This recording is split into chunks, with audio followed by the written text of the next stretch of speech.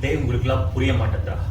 நாம ஒருத்த பேக்கெட்லேருந்து 10 ரூபா எடுத்தோம்னு வச்சுக்கோங்க, நமக்கே தெரியாமல் நம்ம பின் பேக்கெட்லேருந்து 20 ரூபா எடுக்கிறாங்க. இப்படிதான் மாறி மாறி எல்லாருமே மாற்றி மாற்றி எடுத்துக்கிட்டு இருக்கோம். இப்படிதான் நடக்குது. இதோ இந்த வாட்டர் டாக்டர் அவன் தான் வித்துட்டு போனான்.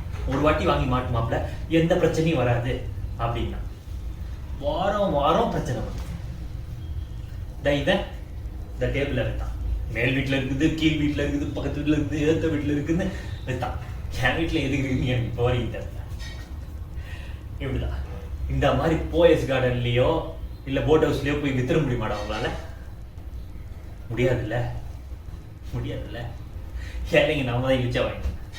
சம்பாதிக்கிற காசு பூரா எங்க போகுது, என்ன ஆகுது, தண்ணியா செலவாகுதுன்னு பாருங்க.